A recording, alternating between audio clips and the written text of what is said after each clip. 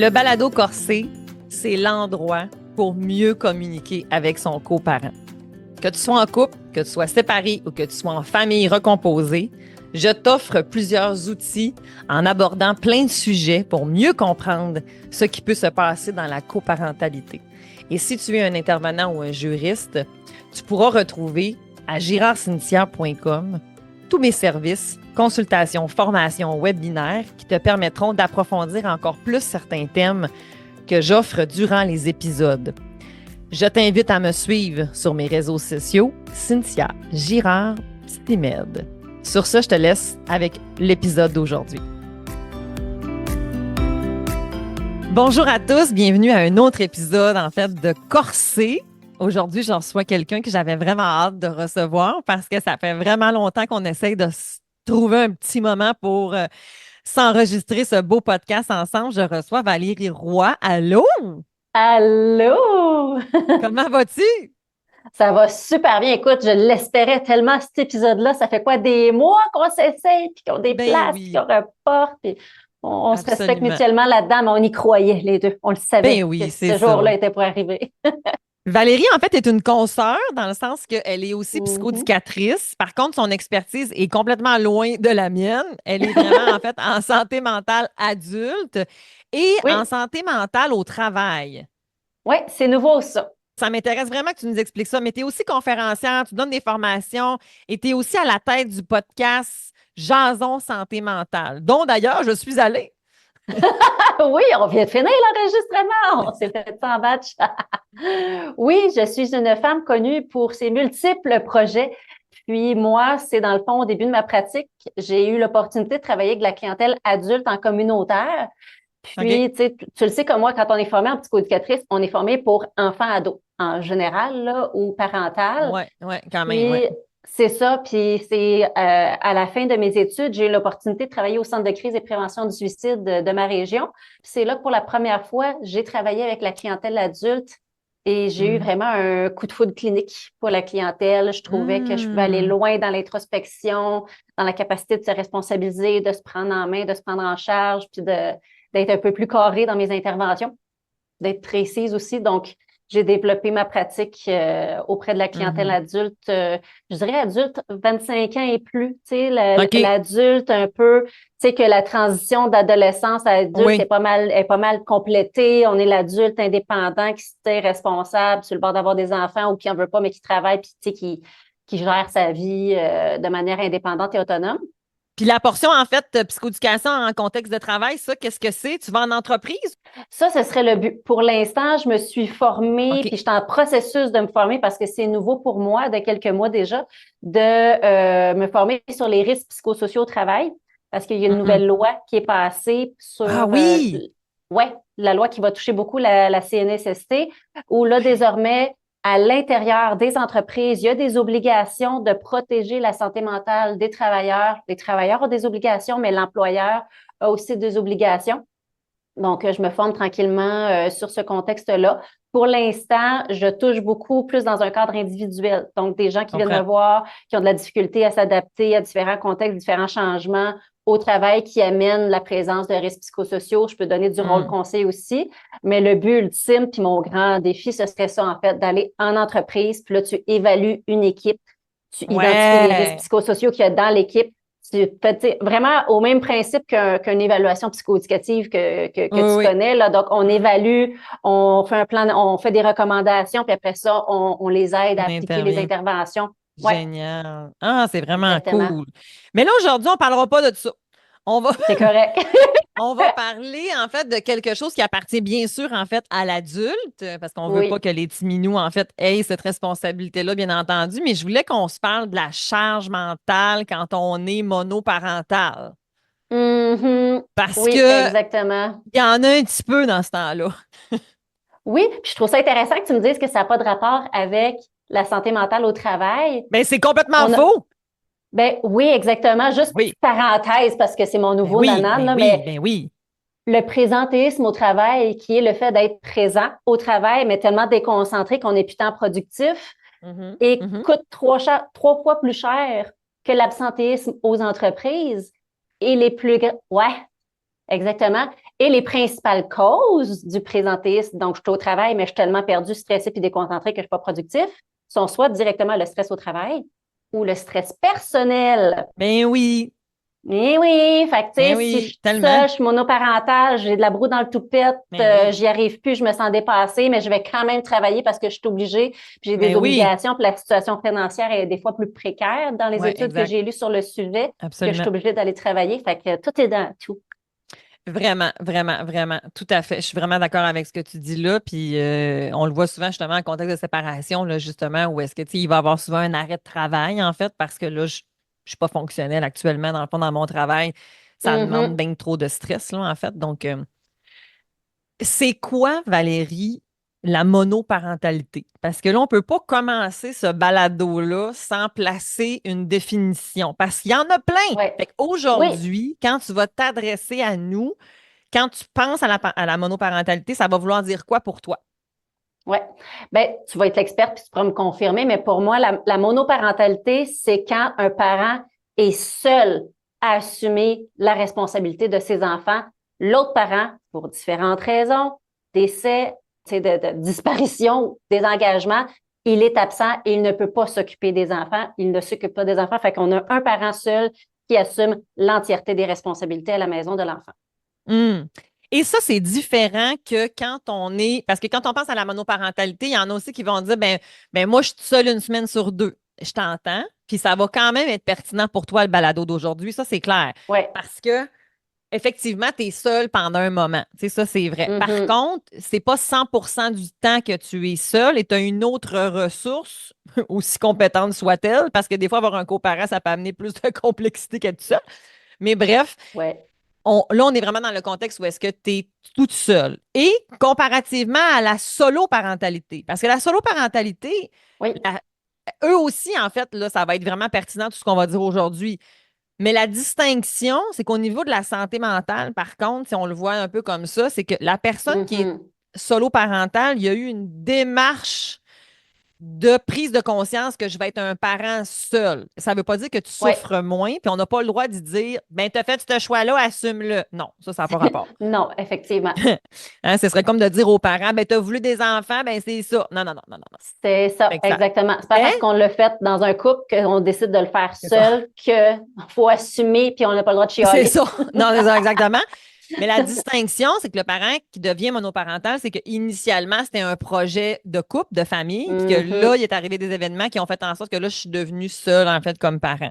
L'autre chose Ouais. aussi, c'est que la monoparentalité, c'est souvent aussi une transition. OK? Donc là, quand Mhm. on s'adresse à toi aujourd'hui comme monoparental, ça ne veut pas dire que tu as un conjointe dans une famille recomposée. OK? On est vraiment dans, t'es alone, tout seul, dans le Ouais. fond. C'est vraiment ça. OK? Fait que la transition, parfois, va être effectivement, je me sépare de deux, je suis toute seule pendant un bout, puis je rencontre l'amour de ma vie, là, je me recompose. Mais il y en a aussi des fois qui vont faire le choix de rester seul. Bref, on s'adresse vraiment à quand je suis seule comme parent. Oui, exactement. Puis je pense qu'on va définir le sujet aussi sur c'est quoi la charge mentale. On Ben, en parle de plus en plus, mais les définitions sont pas claires. On le sait pas trop c'est quoi. Je vous rassure, hmm, même la science, c'est pas si clair que ça, mais il y a comme une ligne directrice OK, ouais, il n'y a dans pas de l'avenir. controverse, par exemple. Il n'y a pas de controverse, mais tu sais, des fois, il y a des subtiles nuances sur c'est quoi exactement la charge mentale selon les approches qu'on Ouais, utilise, puis selon le scientifique qui fait l'étude. ouais, Mais OK. en gros, là, comment je le vulgariserais pour le bien des auditeurs, puis qu'on comprenne, là, c'est tout ce qui concerne la planification, la gestion, le fait de penser que, tu sais, je donne l'exemple, tu sais, là, moi, tantôt, j'ai un enfant qui est à l'école, je sais que je finis mon travail à telle heure, mais là, il faut que je planifie le souper. Si, tu sais, là, on va parler de ma situation à moi pour illustrer la charge mentale qui m'habite Ouais, personnellement. Et là, je me dis, OK, si mon conjoint finit tard ce soir, je suis peut-être mieux de commencer à préparer le repas avant d'aller chercher les enfants. Fait que là, ça veut dire qu'il faudrait que je finisse ma préparation de repas pour cette heure-là. Fait qu'après ça, il faudrait que j'aille chercher mon aîné qui est mon plus jeune qui est à garderie la plus proche après parce que la garderie ferme plus tôt. Mais après ça, il faudrait que j'aille chercher mon enfant à l'école après. Puis après ça, je revienne. Fait que là, il faudrait peut-être qu'ils prennent leur bain en je premier suis pour que je sois brûlée. capable de... Ben, c'est ça. Et tout ça, je le dis à voix haute, mais dans Ah! les faits, on n'a rien fait. Fait que c'est tout le travail de Ouais. réflexion avant l'exécution de la C'est dite ça. tâche ou de l'horaire. C'est ça. OK? Et là, moi, j'ai le goût de faire juste une petite affaire aussi parce que j'entends, là, j'ai plein de coupes dans ma tête, en fait, dont le mien. Puis, Oui. mettons comme que mettons, mon chum qui va dire, ben, B, je suis allé au rendez-vous chez le dentiste, je t'ai aidé. Ouais. Yes, I know, Oui. merci. Ça, c'est vraiment Ah génial. non. Mais justement, le fait que là, c'est le temps de préparer le rendez-vous chez le dentiste. Fait que là, dans mon Mhm. horaire, qu'est-ce qu'il faut que j'enlève pour être capable de placer ce rendez-vous-là? C'est ça. Donc, c'est toute la plan. En fait, c'est la tâche invisible, en fait, parce que Oui, l'action, absolument. quand tu y vas chez le dentiste, c'est comme l'accomplissement de toute cette patente-là, en fait. Fait que, tu sais, c'est ça, en Exactement. fait, qui est différent, là. Pour l'illustrer différemment, OK? C'est votre fin de semaine, vous avez toutes vos tâches ménagères. Vous êtes le genre de personne qui fait toutes les tâches ménagères la fin de semaine. Comment vous les startez? Ça va être de faire, OK, bon, là, on a un souper à soir, fait qu'il faut que les tâches ménagères soient finies avant telle heure. Mais là, j'ai beaucoup de lavage à faire. Fait que là, je pourrais partir une brassée pendant que le lavage se fait. Je vais pouvoir passer la balayeuse. Puis après avoir fini la balayeuse, je vais aller mettre ma brassée dans la sécheuse, puis partir une autre brassée. Pendant que ça se fait, je vais pouvoir faire l'époussetage. Mais on l'a rien fait encore. On fait juste placer les choses dans notre tête pour faciliter notre Et puis être exécution. efficace. Puis être efficace. Hey, Ouais. OK, là, moi, je vais faire plein de parallèles avec mon couple. Ça va vraiment être drôle. Vous allez sûrement vous entendre, les autres aussi. Mais mon chum, des fois, il comprend pas. Il dit, Ouais. comment tu fais, BSTich, pour être capable de faire autant d'affaires en si peu de temps? Mais parce que je Mhm. fais des actions conscientes, stratégiques. Ouais. C'est comme hier, on a ramassé. OK, là, le monde, ils vont dire, elle est folle, si, mais c'est pas grave. Que Je risque de te comprendre, c'est pas grave. C'est qu'on a ramassé les affaires d'Halloween. OK? Dans le fond, j'ai comme ramassé un petit peu une Oui. année, j'ai pogné un bac, puis tout ce qu'il y avait d'Halloween, je le ramassais. Puis là, je dis à mon chum, tu Mhm. peux-tu descendre ce bac-là en bas, puis remonte-moi un autre en même temps. Fait qu'il descend en bas avec le bac, il remonte pas de bac. Puis il dit, ah, mais c'est pas grave, je vais y retourner tantôt, mais j'étais donc bien pas efficace. Tu sais, t'avais les mains vides. Ben, moi, mes mains vides, c'est comme on peut les remplir. Puis, tu sais, Oui. Ah, tout là, ça dans l'amour là, ouais. et l'allégresse, là, en fait. On était tout à Absolument. fait. Plein C'était le d'empathie pimpin. puis de bonté, mais de qu'est-ce que tu fais les mains vides, chérie? Mais non, mais c'est ça. Mais j'ai dit, c'est ça. C'est ça qui fait que Oui. je fais plus d'affaires que tu arrives à en faire. Mais c'est pas grave. Tu sais, le but après ça, c'est pas d'être dans une compétition. Mais quand tu es tout Ben, seul, ouais. c'est bolac que ça doit pas être facile. Ben, c'est que chaque tâche, que ce soit de faire le souper, la liste sans fin des tâches ménagères, la liste sans fin de ce qui concerne les enfants à l'école, à la garderie, c'est la fête de la gardienne, on y achète un cadeau, on y achète pas de cadeau, quand est-ce qu'on y achète un cadeau, qu'est-ce qu'on y donne pour sa fête, quand est-ce Oui, puis oui. quel jour on y donne exactement, parce que là, ça donne la fin de semaine, fait quel moment de la semaine on y donne, puis quand est-ce qu'on l'emballe, ce cadeau-là, puis quand est-ce qu'on va l'acheter. Tu sais, C'est fou quand les on exemples que tu donnes. On dirait que tu es dans ma tête. J'adore. Ben, c'est que quand on les nomme à voix haute, ils prennent vie, puis on fait comme ah, c'est pour ça que je suis fatiguée, puis j'en peux plus. C'est J'en peux sûr. Parce plus. qu'en plus, c'est pas une affaire en même temps, là. C'est comme deux, trois, quatre affaires en même temps, là. Tu sais, puis la belle Ouais. chercheuse Sonia Lupien, elle nous l'a bien montré, là, en fait, là, qui est une Mm. experte dans le stress, le Oui. multitask. C'est pas bon à long terme, ça. Tu as lu son dernier livre, hein? En fait, ce dernier livre-là, c'est le stress au travail versus le stress du travail. Et moi, quand je l'ai lu, j'ai fait, ben, tabarouette est dans ma cuisine, elle. Tu sais, j'ai fait de plein de parallèles avec la Mhm. gestion familiale. Mais On en oui. parle-tu dans ce podcast-là pour Ben oui, illustrer on la en charge parle mentale parce du que mode tu sois. efficace et productif de ce livre? Ben oui, ben oui. OK. Dans le fond, là, en gros, ce qui est écrit dans son livre, on va le citer, on a deux modes d'exécution des tâches, OK? Le mode efficace et le mode productif. Le OK. mode efficace est survalorisé dans notre société parce qu'on est dans le multitâche. On fait Ouais. plusieurs choses à la fois, on gère plusieurs dossiers en même temps, que ce soit l'exécution des tâches, mais aussi dans notre tête. OK? Fait qu'on brasse bien des affaires. OK? On se sent hot, on se sent efficace parce qu'on brasse des dossiers d'une journée de même. Et il y a le mode productif qui consiste à gérer un petit dossier ou gros, mais on le fait de A à Z.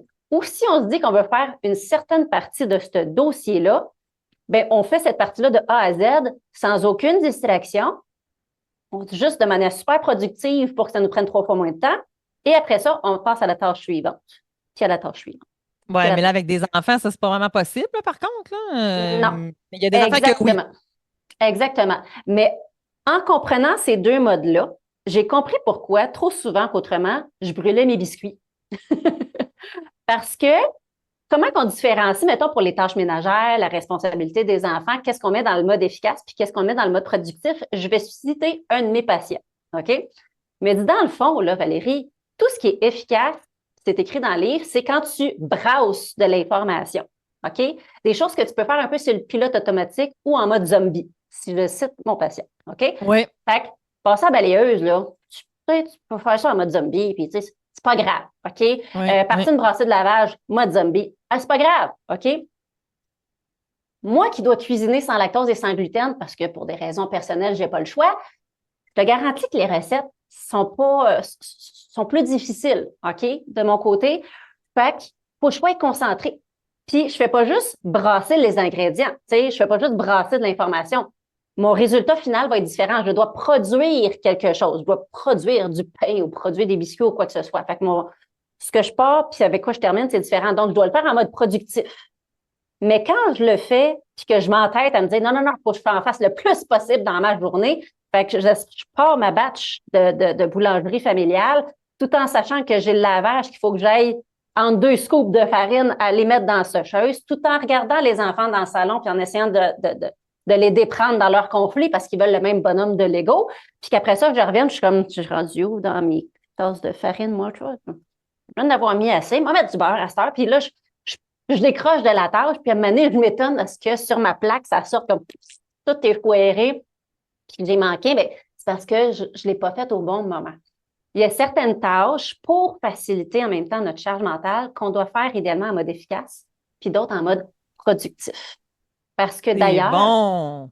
le mode efficace, quand il est surutilisé, puis qu'on l'utilise trop souvent pour des tâches qui devraient être en mode productif, est associé scientifiquement à un état de surcharge mentale et un taux plus élevé de stress. Dans la famille, ça veut dire, par exemple, aussi qu'il y a des moments Mhm. où est-ce que si tu es toujours en deux tâches pour créer de la connexion avec tes enfants, Oui, ben, ça va devenir une surcharge parce que tes enfants ne sont pas en deux tâches. Oui, des fois, ça peut être oui, possible que là, tu sais, tu me parles pendant que je coupe des légumes puis tout ça. Mais il y a d'autres moments où est-ce qu'il faut qu'il y ait absolument rien autour et non pas ton oui. nosto de téléphone, puis que tu sois uniquement concentré à ça. Au Oui, même titre que, mettons, avec ton conjoint, que tu exactement. sois juste avec lui. Parce que dans la discussion, pendant que les enfants sont là, tu es, en train d'être un peu dans l'efficacité. Tu réponds aux besoins de Mhm. lui, tu réponds aux besoins de. Fait qu'il y a ça, là, vraiment. Mais quand tu es monoparental, c'est clair que tu es plus dans l'efficace et dans le productif, là, probablement. Tu penses-tu? Ben oui, Là, je te faut que tu y dirais arrives, que là. à partir du moment où tu as un enfant, surtout des jeunes enfants, là, tu sais, qui sont plus ou Ouais. moins autonomes, à partir du moment que tu as un enfant dans ton espace, puis que tu n'es pas chez la gardienne ou à l'école, tu as ce dossier-là à gérer. Je ne veux pas dire dossier, là, mais si je fais mon exemple de travail, là, pour le cerveau, tu as une vigilance qui va être liée à ton C'est enfant, ça. une Ouais. surveillance, regarder qu'est-ce qu'il fait, qu'est-ce qu'il met dans sa Mhm. bouche, il joue-tu comme il faut. Puis après ça, tu essaies de faire, tu sais, si mettons, on est dans la routine du soir, bien là, tu vas essayer de cuisiner ton souper, préparer les bains, faire les devoirs, tout ça, puis il faut que tu le fasses seul. OK? Fait que des fois, c'est Tout le d'être. temps. Ouais, Moi, là, exactement. c'est le tout le temps. Mhm. Je vous envoie tellement de l'amour, là. Ah, je vous envoie de l'amour, là, parce que, oh, Oui, oh, que ça doit pas être évident. Oh, non, exactement. beaucoup de Parce compassion. Beaucoup, beaucoup de compassion pour vrai parce que ben, dans, il faut dans que tu ce aies un réseau. contexte-là, oui, dans ce contexte-là, on peut même parler de la charge émotionnelle. La charge émotionnelle, parce que tu sais, avec nos enfants, là, je sais pas pour toi, mais moi, depuis que j'ai des enfants, là, c'est des montagnes russes émotionnelles parce que leurs émotions Ben non, m'affectent. Non, à tout, je vois pas de quoi tu parles. insensible, Je vois pas de pas quoi tu à parles. tout. Tu sais, exactement. Fait que, tu sais, quand on veut les élever, on le sait avec la science de l'éducation de nos jours que l'enfant n'a pas la maturité pour se gérer, puis nous autres, on est supposé l'avoir. Donc, quand, quand notre enfant nous fait vivre des émotions, je prends un exemple personnel. Mon plus jeune retient de moi pour le matin. Et puis, on n'aime pas ça se lever. Fait qu'on est d'une humeur exécrable. le matin.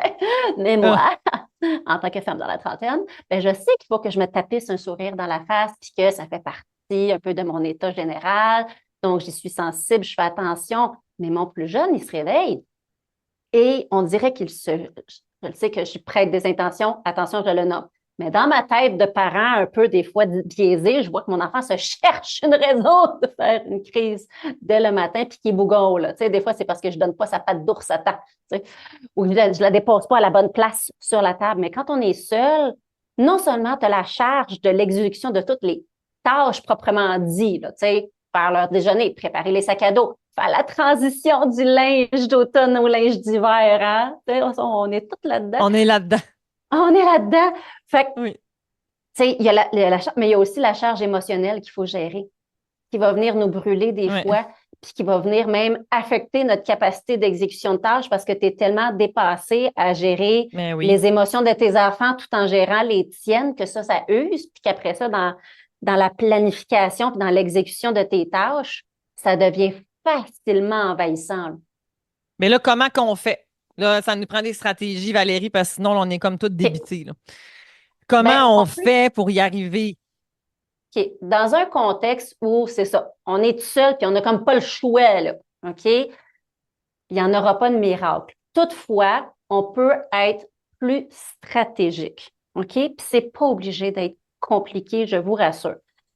Dans ce que je fais dans certains dossiers plus travail, il y a un très beau parallèle qui peut être fait Ben oui. familial, OK? Ben oui, tout à fait. Prenons juste C'est une l'exemple PME, notre famille.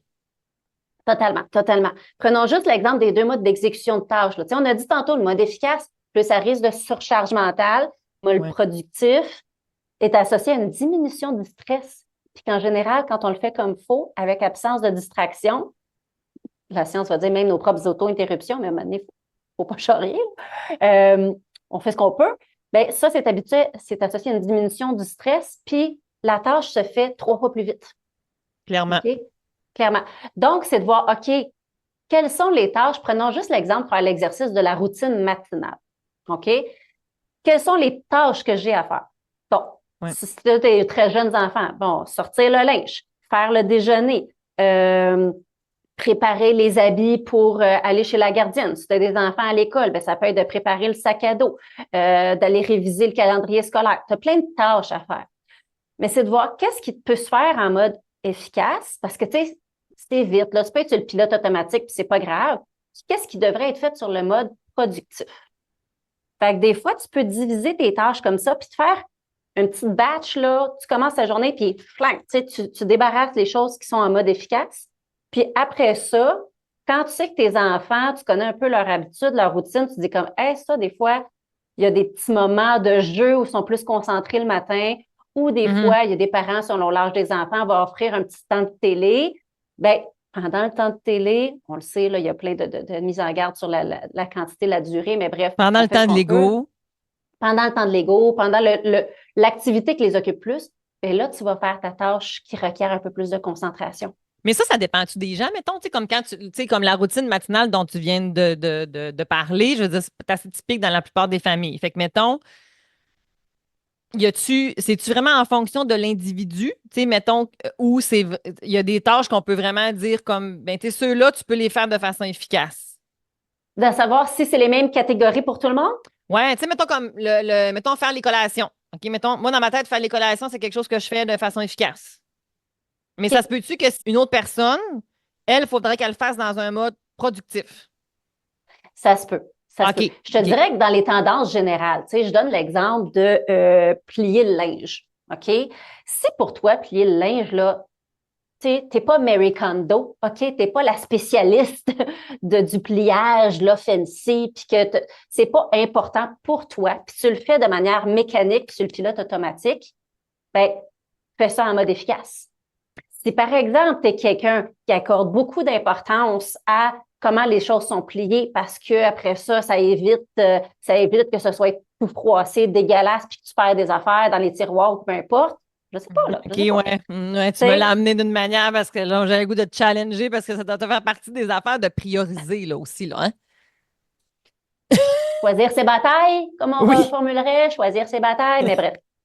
Fait que, tu sais, si la personne, c'est vraiment important pour elle, c'est son moment à plier le linge comme elle le veut, comme elle le souhaite, bien, elle peut le faire en mode productif. Mais tu sais, la tendance générale va être que, tu sais, faire les poussettages, partir une brassée, à moins que tu aies un style vestimentaire vraiment compliqué qui nécessite un tri ardu, il y a Oui, des oui. tâches qui, instinctivement, on va vouloir dire, mais là, dans le mode Mhm, efficace. mhm. OK?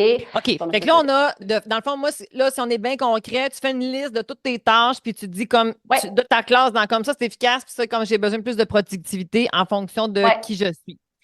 OK. exactement. Qu'est-ce qu'il y a d'autre? Qu'est-ce que tu Ben, proposes d'autre?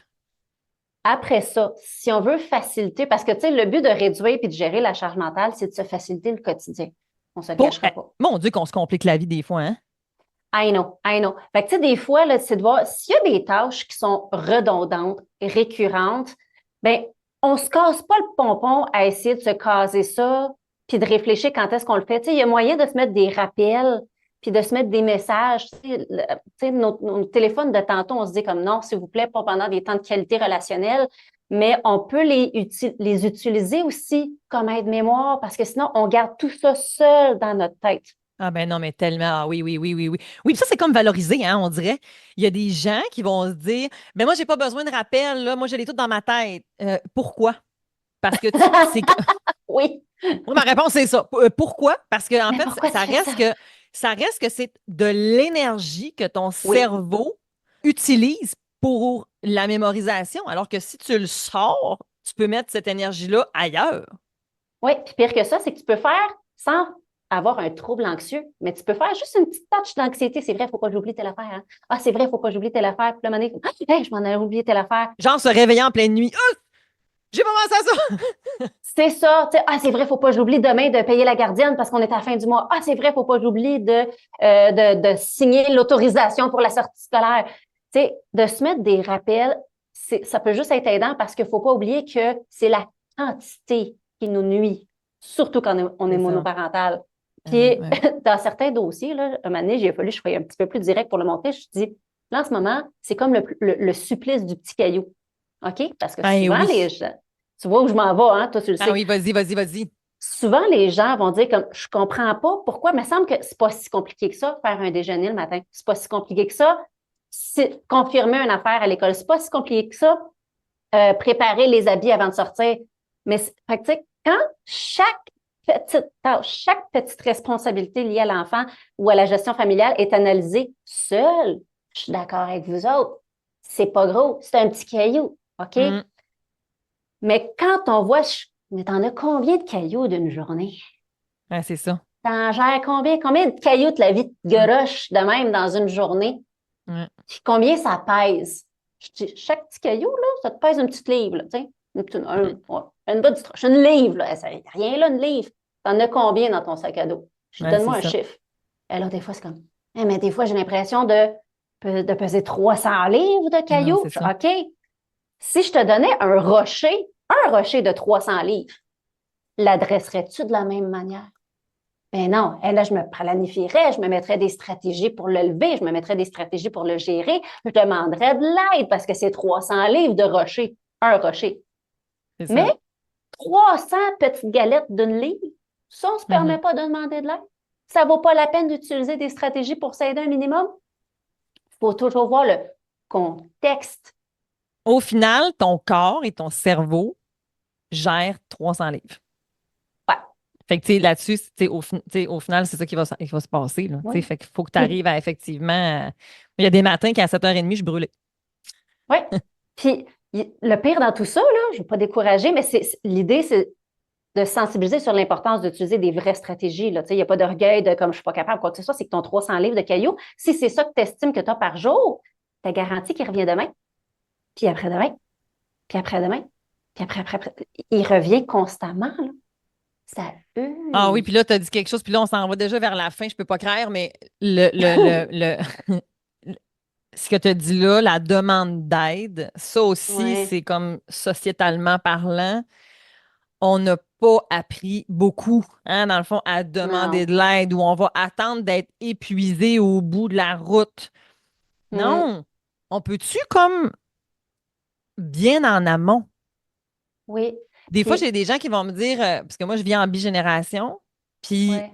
Des fois, on va me dire, ah ouais, pourquoi ta belle-mère a fait ça? T'es pas capable de le faire? Ben oui, je suis capable de le faire. Mais pourquoi je le ferais? Ouais. Ah, elle n'a pas vu ça de même. Mais c'est bien correct. Il n'y a pas de souci. Moi, pour moi, faire ça, je vois pas de plus-value. J'ai déjà vu un plus-value, Ouais. mais là, en thérapie, finalement, je me suis rendu compte que c'était relié à des blessures d'enfance. Fait que là, on a travaillé ça. Puis là, Hum. ben, finalement, aujourd'hui, j'ai plus besoin d'avoir ça. Parce que quand Ah, ben, même que je ne ferais pas tout le temps ma nourriture toute seule, ouais. quand même une bonne mère. Ouais. En fait, je Ce suis que une je... meilleure mère parce que j'ai de l'aide, parce que je peux Ah. être disposée, disponible. Parce que tu n'es pas en surcharge, parce que tu n'es pas brûlé Exact. psychologiquement, émotionnellement. Puis des fois, on se dit comme j'ai juste plus de place, je n'ai plus Absolument. de place. Puis ce que je veux nommer aussi avant de terminer, c'est que, mettons, là, prenons là, le classique Wonder Woman, là, Hey, la moi, j'allais femme, déjà été là, de même ouais, là-dedans. Puis je n'ai pas fini de travailler ça encore. Là. c'est ça. Tu sais, mettons le cas classique du parent ici pour les besoins de la cause. Je vais donner l'exemple de la femme monoparentale qui gère ses affaires. Là, OK? Puis que tout fonctionne, tu sais. Les enfants sont corrects, il n'y a rien de retard à l'école, elle va au travail, tout ça. Mais si, tu sais, la surcharge mentale associée peut être motif suffisant pour demander de l'aide. C'est pas parce Ben que oui. tu arrives à fonctionner puis que tu sembles au-dessus de tes affaires, mais que dans ton cerveau, tu as l'impression qu'il fait 200 degrés Celsius, là, puis que tu es en train de Mhm, brûler mhm, dans ta tête, que ce n'est pas motif mhm. suffisant pour demander de l'aide. Mais c'est aussi un facteur de risque à le burn-out, l'épuisement, en fait, dépression, parce que, en fait, il y a vraiment des périodes dans l'année où est-ce qu'il y a effectivement une augmentation de la charge mentale. On va prendre, par exemple, la rentrée scolaire. La rentrée scolaire, Mhm. c'est effectivement une augmentation de la charge mentale de par le contexte. Ouais. Si, de façon générale, ma charge mentale est quand même bien gérée, ça se passe quand même bien et tout ça, puis que j'ai quand même un niveau de charge qui n'est pas trop, je suis pas en surcharge, ben, Mhm. tu sais, tu peux passer comme ce moment-là bien. Mais si tu étais déjà en surcharge et que c'est Ah vraiment ouais, déjà complexe puis que tu es vraiment comme à côté, si je rajoute, en fait, c'est là des fois où est-ce que ça va être la goutte. Oui, mais ça va pourquoi? péter. Pourquoi là? Pourquoi là? Hein, des fois, tu dois l'entendre Mhm. dans ton bureau. Je Ah comprends oui. pas. Ça a tout été le même. Mais c'est justement, c'est parce que ça fait trop longtemps que tu traînes ton 300 livres, puis ton corps, lui, Mhm. ben là, il en peut plus. Puis il Exactement. lâche. Moi, dans ce temps-là, je suis assez directe et carrée avec mes patients. Je fais comme, ah non, tu comprends pas. Bouge pas, je vais aller te relire ton historique que on discute depuis les 2 premiers rendez-vous. Fait que là, tu me dis que depuis telle année, il s'est passé telle affaire. Telle année, il s'est passé telle affaire. Telle année, il s'est passé telle affaire. Tu me dis qu'en plus, tu avais géré ça comme une championne. Je reprends tes mots. Tu n'avais pas pleuré, tu t'es géré, tu pas eu besoin d'aide à ce moment-là. Fait que rappelle-moi pourquoi tu as pété. Puis là, j'y lis, là, je tac, tac, tac, tac, tac, tac, tout ce qui a accumulé dans un Ah, condensé de 5 minutes. Là, tu vois les yeux qui changent. Ah ouais, c'est peut-être pour ça, ah, hein? Ben oui, parce que tu n'as jamais pris le temps de regarder tout ce que tu as vécu, tout ce que tu as hmm, subi depuis les 3 dernières années. Tu fais juste vivre une journée à la fois, tu regardes un seul caillou sans oui. regarder le contexte. Mhm. Tellement. Demandons-nous de l'aide. Puis, tu sais, puis en même temps, là, tu sais, ton intervention est un peu culpabilisante quand même, me sentir un peu comme de la Oui, merde. oui, Mais c'est correct. Des fois, on a besoin, en fait, mettons que tu as vraiment un bon lien, puis tu as été confrontante de même, c'est vraiment génial. oui, oui, on Mais tu s'attend sais, là, oui. il y a quand même, en fait, effectivement, tu sais, tout le culte par rapport encore à la maman, à la femme, tu sais, qu'il y a quand même, on a encore beaucoup Mhm. de choses à déconstruire, puis tu sais, comme un peu tantôt ce qu'on disait par rapport à notre rapport à l'aide, tu sais, comme, tu sais, c'est quoi Ouais, ton rapport à l'aide? Quand est-ce que tu demandes de l'aide? Tu sais, quand est-ce que je pense que c'est c'est ça. important.